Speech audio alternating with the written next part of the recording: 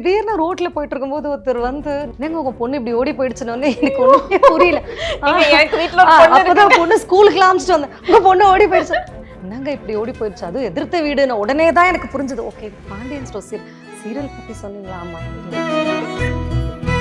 பையனார் துணையில வந்து அவங்க மது அவங்க மதரா பண்றாங்க. ஏங்க இவ்வளோ அந்த பொண்ணுகிட்ட டஃபா இருக்கீங்க? நம்ம இருக்கணும்னு சொல்லிட்டு அப்படி இருக்கிறது இல்ல, அந்த கேரக்டர் அப்படி.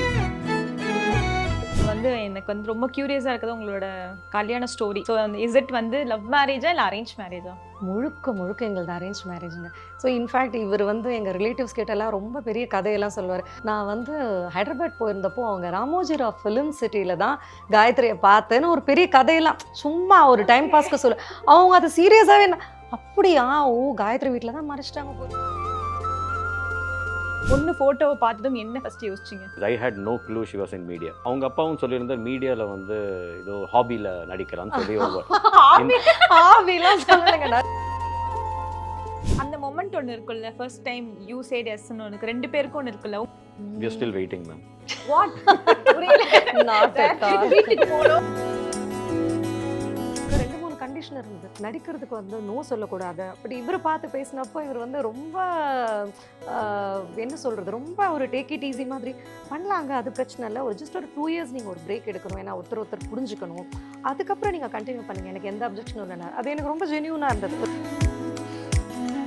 சண்டையெல்லாம் டெய்லி வருமா? ஏன் வராமல் பிகினிங்கில் அவர்லி வரும். 2 பேரும் பேசிட்டு இருந்தாலே half an hour ஏதாவது ஒரு பிரச்சனை வரும். At the end of the day சரி நம்ம சாரி கேட்டு அடுத்த நாளை பார்க்கலாம் அப்படின்னு ஒருத்தருக்கு ஒருத்தர் அந்த மாதிரி பண்ணிடுறதால எங்களுக்குள்ள பிரச்சனைகள் இருந்தாலும் அதுக்கான தீர்வு அன்னைக்கே முடிஞ்சிடும். 99% நான் சாரி சொன்னா ஒரு ஒன்ஸ் அதெல்லாம் சும்மா சொல்கிறேன். துறைகள் தோறும் சாதனை படைத்து வெல்லும் தமிழ் பெண்கள். மாதரசிகளுக்கு மாதம் ரூபாய் 1000 வழங்கும் கலைஞர் உரிமை திட்டம் விரிவாக்கம். நானில என்ன நடக்குது தெரிந்து கொள்ள உடனே கால் பண்ணுங்க. ஸ்டார் விஜயில் 1:30 முதல் 4 இல்லத்தரசிகளின் நேரம்.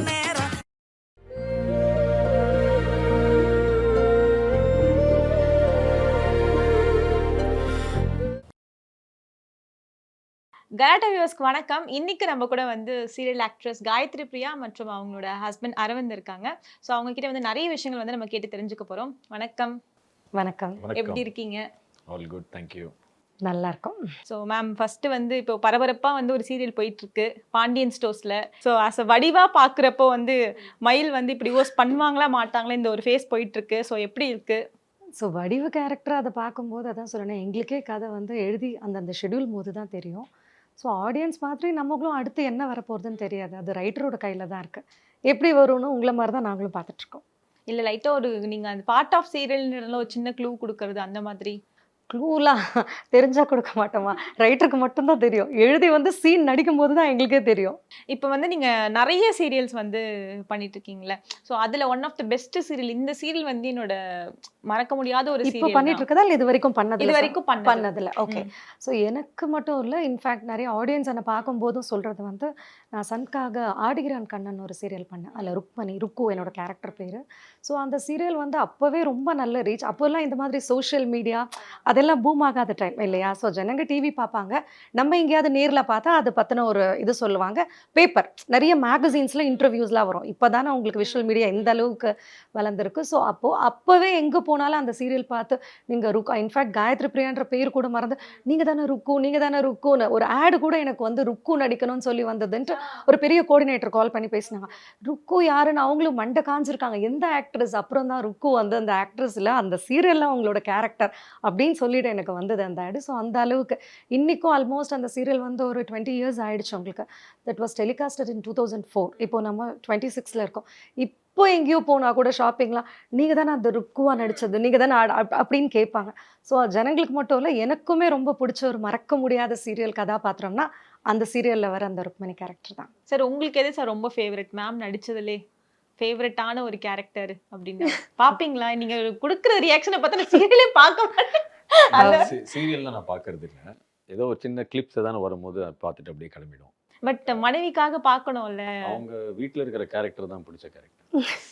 My god. சரி, அவுட் ஆஃப் த இது வந்து நீங்க சொல்லக்கூடாது. ஏதாவது ஒரு கேரக்டர் அட்லீஸ்ட் வந்து இந்த கேரக்டர் வந்து பார்த்து நிறைய பேர் கேட்டிருப்பாங்கல்ல, உங்க ஒய்ஃப் தானே இது, அந்த மாதிரியாச்சும் அந்த மாதிரி ஒரு கேரக்டராச்சும் இருக்கும்ல. இப்போ ருக்குங்கிறது வந்து வெரி காமன். ஏன்னா முன்னாடி கல்யாணம் எங்கேயானு போயிட்டு இருக்கும்போது கோவில் எங்கேயானு போகும்போது யாருன்னு கேட்பாங்க, மேடம் ருக்கு தானே நீங்கள் அப்படின்னு கேட்பாங்க. ஸோ அவங்களுக்கு ஒரு ருக்கு கேரக்டர் இருக்குங்கிறது ஐ ஹாவ் சீன், நான் பார்த்துருக்கேன்.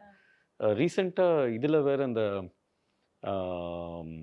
ரீசெண்டாக இவங்களோட அம்மா அஞ்சலியோட அம்மா, அந்த அம்மா எதுமா இலக்கியா இலக்கிய அம்மா, என்னங்க இப்படி கொடுமைப்படுத்துறீங்க, என்னங்க அவங்களுக்கு ஆறுதுன்னு நடு ரோட்ல வச்சு கேட்பாங்க. ஸோ அதெல்லாம் கொஞ்சம் இன்ட்ரெஸ்டிங்காக இருக்கும். நீங்க என்ன ரியாக்ட் பண்ணுவீங்க? இப்போ வந்து மேம் வந்து கேட்குறாங்க, இந்த மாதிரி கொஸ்டின் பண்றாங்க, எங்க இப்படி பண்றீங்க, அவங்களுக்கு நோவேர் அவங்களுக்கு புரியாது இல்ல, இது வந்து ஒரு சீரியல்ன்றது. ஸோ நீங்க எப்படி என்ன ரியாக்ட் பண்ணுவீங்க? ஐ ஃபைண்ட் இட் ஃபன்னி, இன்ட்ரெஸ்டிங்காக இருக்கும். சரி, ஓகே, லுக்ஸ் லைக் ஒரு 2 விதமாக பார்க்கலாம். ஒன்று, நிறைய பேர் சீரியல் பார்க்குறாங்க, ரொம்ப இன்வால்வ்டாக இருக்காங்க. ரெண்டாவது, இவங்க கேரக்டர் ரொம்ப ஸ்ட்ராங்காக ப்ளே பண்ணுறாங்க போட்டிருக்கு, இல்லட்டா you will not get that kind of a reaction. So I find it funny. இது சமீபத்தில் உங்க பாண்டியன் ஸ்டோர்ஸில் அவங்க ராஜி கேரக்டர் வந்து ஓடி போயிடுவாங்க. அது ஒரு பரபரப்பாக போச்சு. ஆல்மோஸ்ட் 1 year ஆயிடுச்சு அந்த சீக்வன்ஸில். வந்து திடீர்னு ரோட்டில் போயிட்டு இருக்கும்போது ஒருத்தர் வந்து, நான் நடந்து தான் போனேன், ரொம்ப பக்கத்து டிஸ்டன்ஸ், என்னங்க உங்கள் பொண்ணு இப்படி ஓடி போயிடுச்சுன்னு எனக்கு ஒன்றுமே புரியல. அப்போதான் பொண்ணு ஸ்கூலுக்குலாம் அனுப்பிச்சிட்டு வந்தேன், உங்கள் பொண்ணு ஓடி போயிடுச்சா, என்னங்க இப்படி ஓடி போயிடுச்சு, அதுவும் எதிர்த்த வீடுன்னு உடனே தான் எனக்கு புரிஞ்சது. ஓகே, பாண்டியன் ஸ்டோர் சீரியல் பற்றி சொன்னீங்களா, ஆமாம், எடுத்த உடனே உங்கள் பொண்ணு ஓடி போயிடுச்சுன்னா நான் எப்படிங்க ரியாக்ட் பண்ண முடியும் அப்படின்னு. ஸோ சடனாக அவங்க வந்து நீங்கள் சொல்கிறபடி அந்த கேரக்டராக பார்ப்பாங்க. காயத்ரி பிரியா ஆர்டிஸ்ட், அதெல்லாம் தாண்டி இப்போ அந்த வடிவு பண்ணுறோம் அப்படின்னா அதுவாக தான். இப்போ ஐயனார் துணையில் வந்து அவங்க மது அவங்க மதராக பண்ணுறேன். ஸோ ஏன் உங்கள் பொண்ணை வந்து ஏற்றுக்கவே மாட்டேங்கிறீங்க, ஏங்க இவ்வளோ அந்த பொண்ணுக்கிட்ட டஃப்பாக இருக்கீங்க, நம்ம இருக்கணும்னு சொல்லிட்டு அப்படி இருக்கிறது இல்லைல்ல, அந்த கேரக்டர் அப்படி. இதுக்கு சொல்ல வந்தேன். அதே கேரளா மலையாளம் போகும்போது கங்கான்னுவாங்க. Lot of people recognise. ட்ரெயினில் போகும்போது கங்கா சேச்சின்னு அந்தந்த ஊருக்கு அந்தந்த ஒரு பேர். உங்களுக்கு என்னைக்காச்சும் வந்து லைக் ஒரு ப்ரௌட் மொமெண்ட்டாக இருந்திருக்குல்ல, என் ஒய்ஃப் வந்து ஒரு பயங்கரமான ஒரு ஆர்டிஸ்ட், அந்த மாதிரி ஒரு ப்ரௌட் மொமெண்ட் என்னைக்காச்சும் நடந்திருக்கா? அது எப்போவுமே இருக்குது. It's you feel proud that she is getting recognised. Some அம்யூசிங்காக இருக்கும். சம்டைம்ஸ் போயிருக்கும்போது கோவில் போயிருப்போம். ஆக்சுவலி இனிஷியல் பீரியடில் வந்து ஒரு வாட்டி கல்யாணம் பண்ணிவிட்டு வி வென்ட் டு அவர் குலதெய்வம் கோவில் டவுன் சவுத், திருக்குறங்குடின்னு ஒரு ஊர். அங்கே மேல் நம்பி கோவில். நானும் எங்கள் அம்மா அப்பா காயத்ரி போயிருந்தோம். அங்கே எங்கள் அப்பா பார்த்த உடனே, அவர் அந்த ஊரில் பிறந்து வளர்ந்தவர். ஸோ அந்த இந்த பட்டரை பார்த்துட்டு, நீ வந்து அந்த வாத்தியார் நாராயணனோட பையன் தானே அப்படி இப்படின்னு சொல்லி எல்லாம் ரிலேஷன்ஷிப்லாம் பில்ட் பண்ணார். ஆமாம், நீங்கள் யார் அப்படின்னு எல்லாம் பேசியிருந்தோம். அப்புறம் இவங்கள பார்த்தாங்க, மேடம் நீங்கள் உள்ளே வாங்க அப்படின்னு சொல்லிட்டு எங்கள் 2 பேரும் கர்ப்பகிரகத்தில் போய் நிற்க வச்சார். ஸோ அவர் வந்து ஒரு 70 yearsஸாக தெரிஞ்ச ஆள் வந்து for them the serial artist is more இம்பார்ட்டன்ட்டுங்கிறது எனக்கு அப்போ தான் எனக்கு I was able to recognise.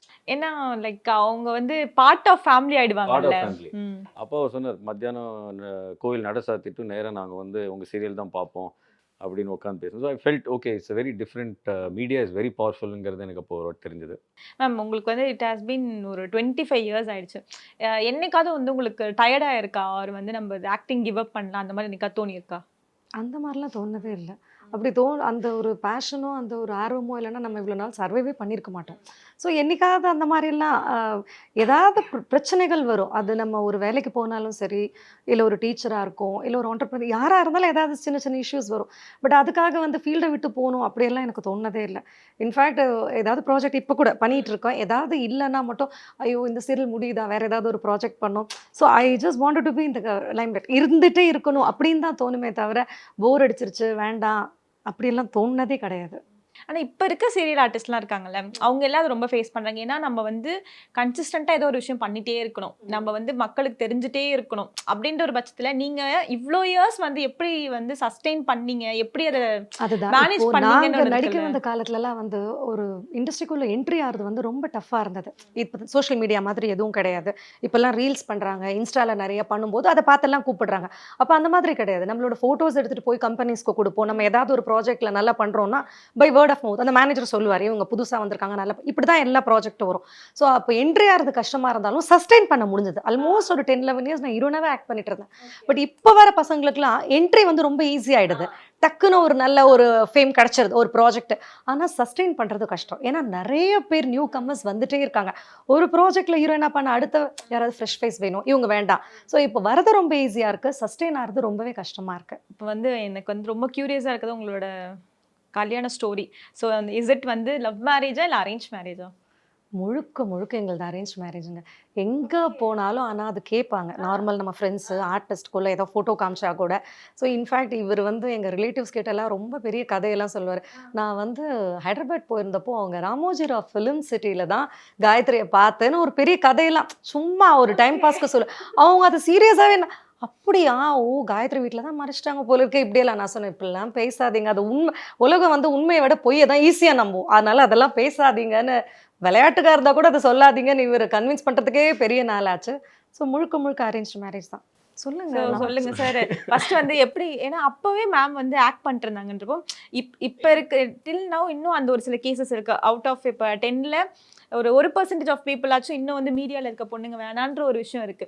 ஆனால் மேம் ஆக்ட் பண்ணிட்டு இருந்த டைம் வந்து லைக் அதெல்லாம் ரொம்ப ஏர்லி ஸ்டேஜ், ஒரு 25 இயர்ஸ் பேக்குன்றப்போ ஒரு ஒரு ஹெஸ்டன்ட் இருந்திருக்கும்ல, அது இந்த கால் எடுக்கலாமா இல்லை ஓகேவா? நீங்கள் என்ன ஃபர்ஸ்ட் யோசிச்சிங்க? இந்த மாதிரி பொண்ணு ஃபோட்டோவை பார்த்ததும் என்ன ஃபர்ஸ்ட் யோசிச்சிங்க? ஆக்சுவலி கல்யாணம்னு பார்த்தானாக்கா ஜாதகம் பார்த்துட்டு இருந்தாங்க. அவங்க அப்பாவும் எங்கள் அப்பா 2 பேருமே ஜோசியம் பார்ப்பாங்க. ஸோ நிறைய ஜாதகம் பார்த்து அந்த சைட்லேயும் நிறைய ஜாதகம் பார்த்து அங்கே போட்டிருக்கு. நாங்களும் நிறைய, எங்கள் அப்பாவும் நிறைய ஜாதகம் பார்த்துட்டு, நான் அப்போது வெளிநாட்டில் வேலை பண்ணிட்டு இருந்தேன். பாம்பே வந்திருந்தேன். அதுக்கப்புறம் எல்லாம் முடிச்சுட்டு பாம்பே வந்தேன்.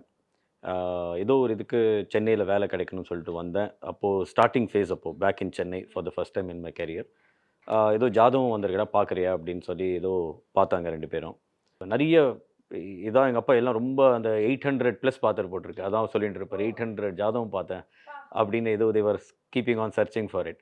அப்புறம் ஃபைனலி ஏதோ ஒரு ஜாதகம் வந்தது, இது மேட்ச் ஆச்சு அப்படின்னு சொன்னாங்க. But somehow we did not pursue that. இவங்க ஜாதகம் வந்தது, ஏதோ பர்சியூ பண்ணல. அப்புறம் I went to Puttaparthi Satya Sai Baba. அவங்க இதுக்கு ஏதோ ஒரு எதிர்ச்சி, ஏதோ ஒரு ஆப்பர்ச்சுனிட்டியில் போயிட்டு வந்தேன். பாபா பார்த்தேன். இன்ஃபேக்ட் அவர் பக்கத்தில் உட்காந்து பார்க்க வேண்டிய ஒரு நல்ல ஒரு சந்தர்ப்பம் கிடச்சிது. பார்த்துட்டு கார்த்தால கேம் டு சென்னை. எங்கள் அம்மா சொன்ன, இந்த மாதிரி அந்த ரொம்ப நாளாக பார்த்துட்டு இருந்தோம், அவள் பார்க்கணும் அப்படின்னு சொல்கிறா, நீ வரியா போய் பொண்ணு பார்க்கலாம் அப்படின்னு. இல்லைம்மா நாட் இன்ட்ரெஸ்ட்னு ஆஃபீஸ் போயிட்டேன். அப்புறம் மத்தியானம் தோணித்து, இதான் ஒன்று இருக்குமே, சரி லெட்ஸ் கோ அப்படின்னு சொல்லிட்டு சாயந்தரம் போனேன். We saw, really thought it was very good. அங்கே பாபாவோட படம் இருந்தது, மேடம் வந்தாங்க. That's all it is. I had no clue she was in media. எனக்கு தெரியவே தெரியாது. நானும் ரொம்ப பார்க்க மாட்டேன். இப்போவும் பார்க்கறது இல்லை, அப்பவும் பார்க்கறது இல்லை. So I don't see what serials மூவிஸ்லாம் ரொம்ப பார்க்கறது இல்லை, ரேர். ஸோ கையில் அப்போது இந்த டிஜிட்டல் இவ்வளோ ஃபோட்டோஸ் கூட it was not circulated so much. So ஏதோ ஒரு ஃபோட்டோ மாத்திரம் ஒன்று கொடுத்துருந்தாங்க, வச்சுருந்தேன். ஆஃபீஸ் போயிட்டு நேற்றுக்கு பொண்ணு பார்த்தோம், வி வர் கன்க்ளூடட் அப்படின்னு ஃபோட்டோ காமிச்சேன். அவங்க அப்பாவும் சொல்லியிருந்தார், மீடியாவில் வந்து ஏதோ ஹாபியில் நடிக்கிறான்னு சொல்லி சொன்னார். அது என்ன பல வருஷம் ஸ்ட்ரகிள் இப்படி ஒரு லைன்ல ஹாபின்ட்டாங்க. நானும் இவங்க பார்த்தியா இவங்க ஹாபியில் என்ன பண்ணுறாங்கன்னா, ஒன்றும் வேலைலாம் இல்லை, ஹாபி தான் அப்படின்னு. அவங்கெல்லாம் பார்த்துட்டு, நீ விளாடுற, உனக்கு தெரியாதா, இவங்க வந்து அதில் வந்தாங்க. எல்லாரும் ஒரு 10 சீரியல் சொல்கிறாங்க. மாநாடு மயிலாடு ஆல்சோ ஷி அப்போ கொஞ்சம் ரீசெண்ட் போட்டிருக்கேன் அந்த டயத்தில். ஸோ அப்புறம் நான் கால் பண்ணேன். ஷி வாஸ் இன் கேரளா. அப்போ ஷூட்டிங் பார்த்துட்டு பொண்ணு அந்த விஷயம் பார்த்துட்டு then she went to Kerala for schedule. நான் ஃபோன் பண்ணி, என்னம்மா இது அநியாயம் பண்ணுறீங்க, நீ ஏதோ ஹாபின்னு சொன்னால் பார்த்தா என்னோட கொலீக்ஸ்லாம் சொல்கிறாங்கனாக்கா, நான் உங்கள்கிட்ட ஹாபி நான் சொன்னேன்னா வேறு யாரும் சொன்னேன், உங்கள் அப்பா சொன்னேன். அப்போ நீ அவர்கிட்ட போய் கேளுங்க, எனக்கு இதுதான் என்னோட லைஃப் அப்படின்னா. சரி, that is how we started off with that. But first கான்வர்சேஷனே இப்படி தான். ஃபர்ஸ்ட் கான்வர்சேஷனு இதில் வேறு என்ன எடுத்துன்னா, ரொம்ப கிண்டல் பண்ணுவாங்க. கல்யாணம் இதெல்லாம் பார்த்தாச்சு, பொண்ணு பார்த்தாச்சு, இவ கேரளா போயாச்சு. அதுக்கு ஒரு 2-3 டேஸ் கழிச்சு ஒரு நாள் ஃபோன் பண்ணி, என்னோட சீரியல் சாயந்தரம் வந்து மின்னு கட்டப்போ 9 o'clock அது ஒரு சீரியல் வந்துட்டு இருந்தது, அதில் நான் வர பாருங்க அப்படின்னா. நானும் சரி ஓகேன்னு ஆன் பண்ணி பார்த்தேன். அப்புறம் ஃபோன் பண்ணி கேட்டேன், நான் வருது பார்த்தீங்களா, நான் என்ன பண்ணியிருந்தேன் சொல்லுங்க. நான் இது பண்ணியிருந்தேன். அது என்னோட வேற கேரக்டரு, அது என்னோட தங்கச்சி கேரக்டர். ஆமா, உங்களை பார்க்கல அந்த 5 பொண்ணுங்களுமே இருப்போம் ஃப்ரேம்ல. ஸோ என்னோட சிஸ்டர் கேரக்டர் இருந்திருக்காங்க. பார்த்தனே இந்த ஒரு குழந்தை கையில வச்சுட்டு, குழந்தை கையில் வச்சுட்டு பேசிட்டு இருந்தேன். நீ தானே?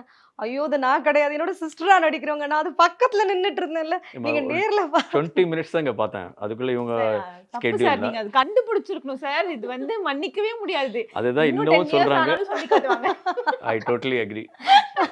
ஐ am I need to be forgiven. Ma'am நீங்க சொல்லுங்க. இப்ப கால் பண்ணி கேக்குறாரு, இந்த மாதிரி என்ன ஹாபின்னு சொல்லிட்டு போய் நீங்க வந்து இல்லங்க, profession இவருக்கு ஆக்சுவலி தான் சொன்னேன்ல, அரேஞ்ச் மேரேஜ். நான் அவங்க பேரண்ட்ஸையோ அவரையோ பார்த்து எதுவும் சொல்லல. என்னோட அப்பா என்னோட பிரதர் தான் அவங்க வீட்டுக்கு போய் ஹாரோஸ்கோப்லாம் கொடுத்தது. பட் அவங்க ஏன் ஹாபி சொன்னாங்கன்னு எனக்கு புரியல. ஏன்னா என்னோட ப்ரொஃபஷனே இதுதான்.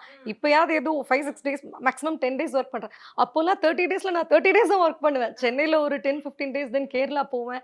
ஏதாவது மாத்தி மாத்தி ஒர்க் பண்ணிட்டே தான் இருப்பேன். அது ஹாபி எல்லாம் கிடையாது. நான் then I told him very clearly, see this is my profession. நான் நிறைய சீரியல்ஸ் பண்ணியிருக்கேன், இந்த டான்ஸ் ப்ரோக்ராம் எல்லாமே பண்றேன்.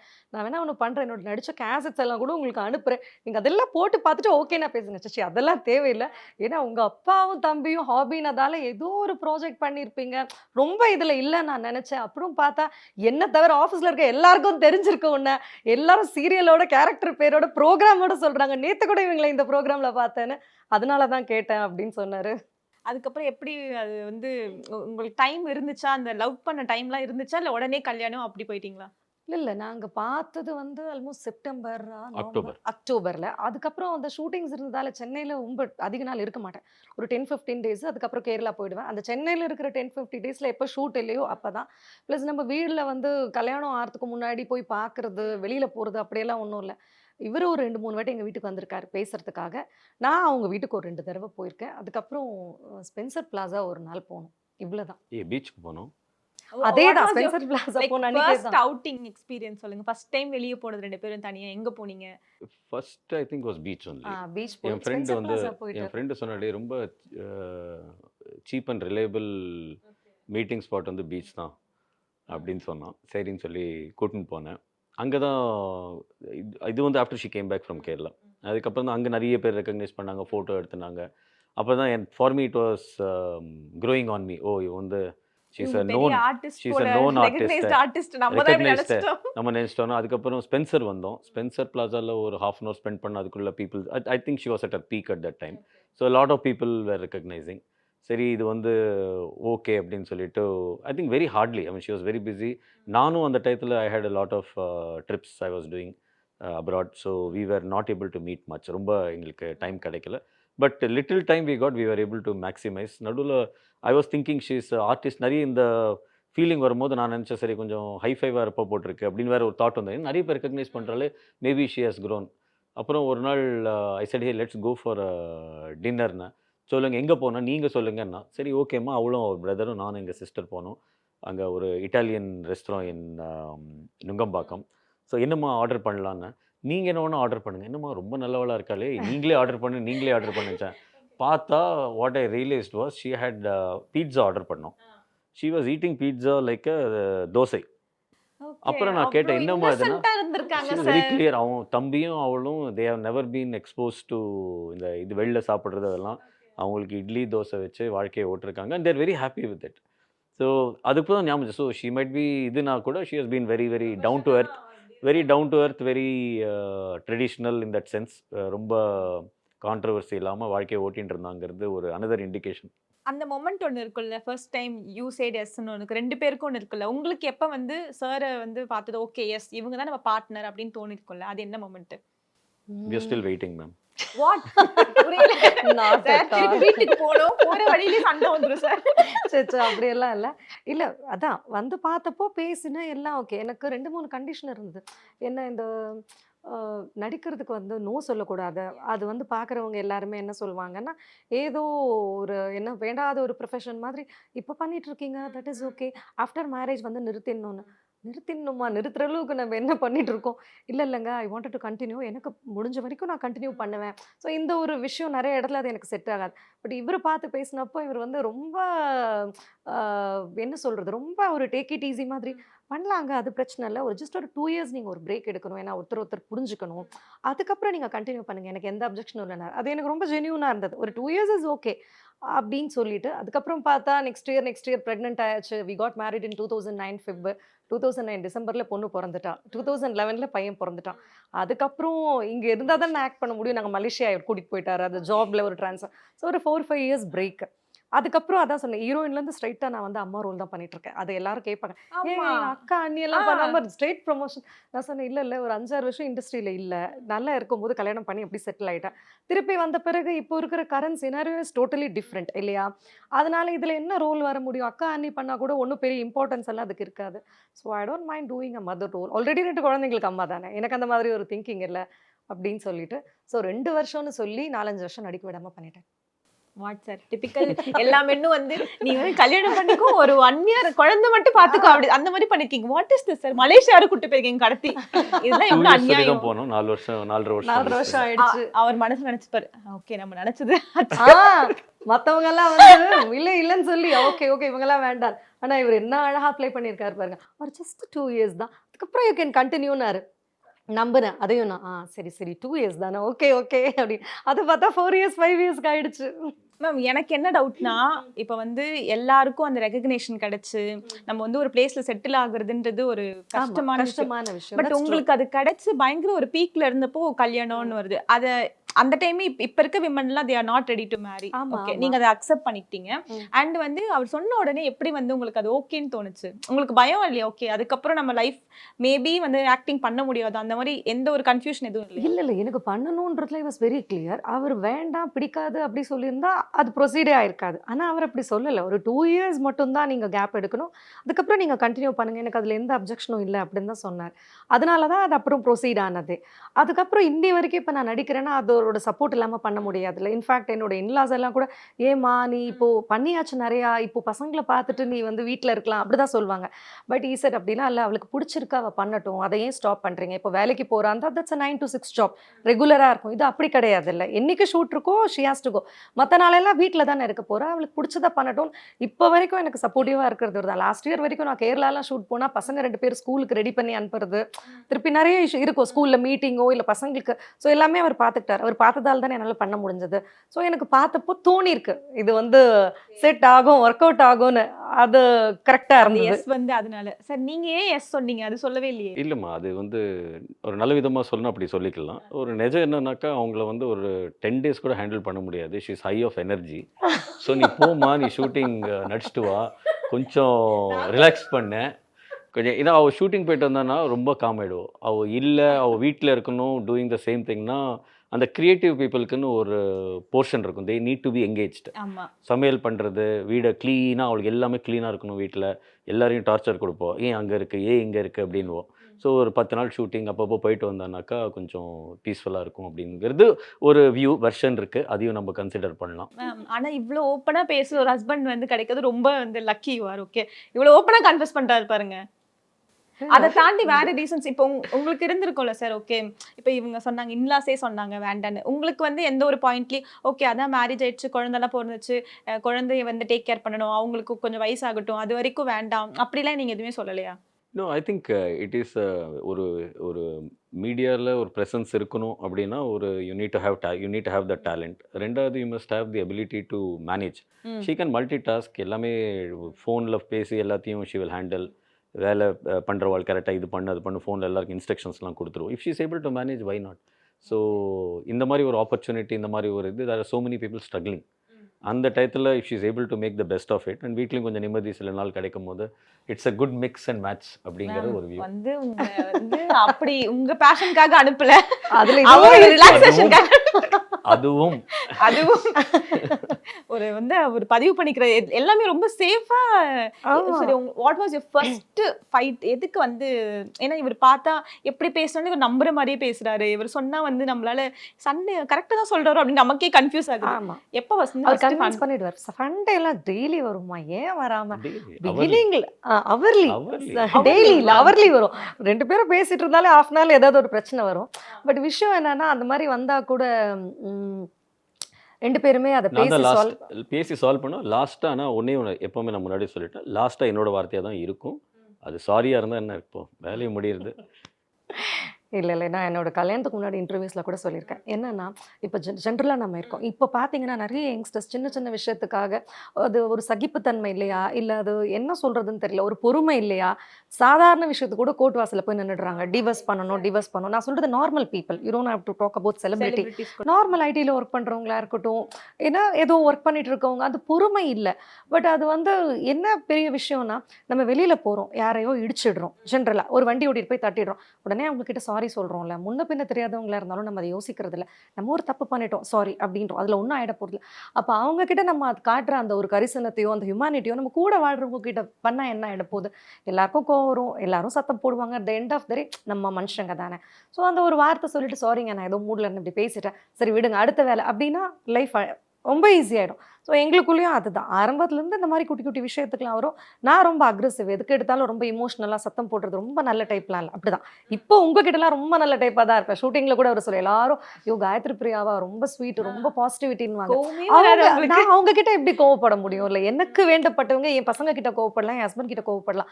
செட்டில் போய் நான் எதுக்கு கோவப்படணும்? நம்ம வேலைக்கு போகிறோம், சந்தோஷமாக பேசி அந்த இடம் ப்ளசண்ட்டாக இருக்கணும், அவ்வளோதான்.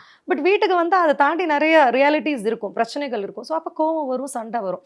At the end of the day சரி நம்ம சாரி கேட்டு அடுத்த நாளை பார்க்கலாம் அப்படின்னு ஒருத்தருக்கு ஒருத்தர் அந்த மாதிரி பண்ணிடுறதால எங்களுக்குள்ள பிரச்சனைகள் இருந்தாலும் அதுக்கான தீர்வு அன்னைக்கே முடிஞ்சிடும். ஏன்னா 99% நான் சாரி சொன்னா ஒரு ஒன்ஸ் இன் அதெல்லாம் சும்மா சொல்றாருங்க. சார் எதுக்கெல்லாம் கோவம் வரும் சார் உங்களுக்கு? எனக்கு எது கோவம் வரும்? அவங்க மேம்க்கு எதுக்கெல்லாம் கோவம் வரும்? க்ளீனா இல்லை, பண்ண சமையல் சரியில்லைன்னு சொல்கிறோம். அவங்க போட்ட என்ன அதோட வியூனாக்கா அவங்க நிறைய எஃபர்ட் போடுவாங்க. அந்த எஃபர்ட் போட்ட உடனே அந்த அவுட்கம்க்கு நம்ம ஆமான்னு சொல்லி ஆனோம். அது எதிர்பார்ப்பு இருக்கு. நம்ம கொஞ்சம் டீ எப்படி இருந்ததுன்னா, நம்ம வந்து டீ கொஞ்சம் ஸ்வீட்டாக இருந்திருக்கலாம், கொஞ்சம் பாயில் ஆகாமல் கோவம் வந்துடும். ஸோ அவங்களோட எதிர்பார்ப்பு என்னென்னா பண்ணிட்டா நம்ம சூப்பராக இருக்குன்னு சொல்லணும். அப்புறம் ஒரு ½ ஹவர் கழிச்சு நம்ம அது டீ மாதிரி டீன்னு சொல்ல முடியல அப்படின்னா கேட்டுப்போம். பட் அந்த டயத்தில் அவங்களுக்கு புரிஞ்சுக்க முடிஞ்சது என்னன்னா, அந்த டயத்தில் அவங்க எஃபர்ட் போட்டோன்னு அதோட எக்ஸ்பெக்டேஷன் வந்து இருக்கணும். ஸோ அது வந்து அவங்க கோவம் வந்துடும். வீடு எல்லாமே க்ளீனாக இருக்கணும், எல்லாமே அந்தந்த இடத்துல இருக்கணுங்க எதிர்பார்ப்பு. அது அங்கே குழந்தைகள் க்ரோயிங் சில்ட்ரன் இருந்ததுன்னா ஒன்று அந்த இடத்துல போட்டு போகும். இவங்க என்ன பண்ணுவாங்க, 99% அவங்களே எடுத்து எல்லாத்தையும் க்ளீன் பண்ணி வைப்பாங்க. அந்த 1% திடீர்னு அவங்களுக்கு ஏதாவது ஒரு இரிட்டேஷனில் நீயே எடுத்து வைக்கலன்னு ஆரம்பிப்போம். 99 times you are not done that, suddenly one time they will not do, உடனே ஒரு கோவம் வந்துடும். அந்த மாதிரி ஒரு small things, it's never major. But அவங்களுக்கு கோவம் வந்ததுன்னா சீக்கிரமாகவும் போயிடும். இட்ஸ் அந்த டயத்தில் டக்குன்னு வரும். அது அந்த டயத்தில் ஓகே இப்போ என்ன என்னோட புரிஞ்சுட்டேன்னா, முன்னாடியே சாரி அட்வான்ஸ் புக்கிங்கில் சாரி சொல்லிட வேண்டியது. அவங்க காம் ஆகிடுறாங்க. முன்னாடி நேற்றுக்கு ஒரு 2 சாரி சொன்னது இதுக்கு தான் ஓகேம்மா ஐ அக்ரின்னு சொல்லிட்டு அது கொஞ்சம் மேனேஜ் பண்ண தெரிஞ்சுட்டேன். கொஞ்சம் லேட்டு பட் ஓகே மேம். நீங்கள் என்னைக்காவது வந்து இன்னைக்கு இது ஒரு பண்ணிட்டார், இன்னைக்கு போய் சண்டை போடணும் அப்படின்னு அந்த ஒரு டென்ஷன் மூடில் இருப்பீங்க. ஆனால் வந்த உடனே அவர் வந்து சாரிம்மா இந்த தப்பு தானேம்மா அப்படின்ட்டு உங்களுக்கு எப்படி இருக்கும்? எப்படி ரியாக்ட் பண்ணுவீங்க?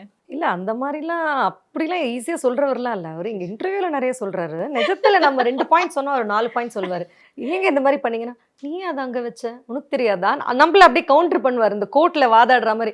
நமக்கு சில சமயம் பாயிண்ட் இருந்தால் நம்ம சொல்லிடுவோம், இல்லைங்க இதுதான் அதுதானோடனே சரி ஏதோ தெரியாமல் பண்ணிட்டேன் ஓகே அப்படின்வாரு. அப்படி இல்லை நம்ம மேலேயே மிஸ்டேக் இருந்ததுன்னா நம்மளை வச்சு செஞ்சுருவார். எப்படி நீ சொல்லலாம், நீ ஏன் அதை சொல்லலை அப்படின்னு ஆரம்பித்து ஒரு 10-15 நிமிஷம் லெக்சர் கொடுப்பாரு. சரி விட்டுருங்க நானே பண்ணிடுறேன் அப்படின்னு நம்ம அடுத்த லெவலுக்கு இறங்கி. நீங்களும் சாதாரண லேசுப்பட்ட கிடையாது. ஆமா நீங்க சொல்லுங்க, எதுக்கெல்லாம் அவர் எதுக்கெல்லாம் கோவப்படுவார், எதுக்கெல்லாம் கோவப்படலன்னு கேட்கணும், எதுக்கெல்லாம் கோவப்படுறாங்கலாம் கேட்கக்கூடாது. நானாவது ஏதோ 2-3 விஷயம் தான், வீடு அப்படி இருக்கணும், இந்த சாப்பாட்டில் ஏதாவது குறை சொன்னால் எனக்கு கொஞ்சம் கஷ்டம், ஏன்னா கஷ்டப்பட்டு நான் பண்ணிட்டு இருக்கேன் அப்படின்னு. அவருக்கு எல்லாத்துக்குமே கோவம் வரும். சின்ன சின்ன பசங்க ஏதாவது பண்ணால் கூட கோவம் வரும். பட் அதான் சொல்கிறேன், கோவமெல்லாம் வந்து அந்த நேரம் ஷவுட் பண்ணும்போது நான் கொஞ்சம் சைலண்ட்டாக இருப்பேன். நான் சத்தம் போடும்போது அவர் சைலண்ட்டாக இருக்கார்ல, அது மாதிரி மியூச்சுவல் தான். அதுக்கப்புறம் சரியாயிக்கும். துறைகள் தோறும் சாதனை படைத்து வெல்லும் தமிழ் பெண்கள். மாதரசிகளுக்கு மாதம் ரூபாய் 1000 வழங்கும் கலைஞர் உரிமை திட்டம் விரிவாக்கம். நானில என்ன நடக்குது தெரிந்து கொள்ள உடனே கால் பண்ணுங்க. ஸ்டார் விஜயில் 1:30 முதல் 4 இல்லத்தரசிகளின் நேரம்.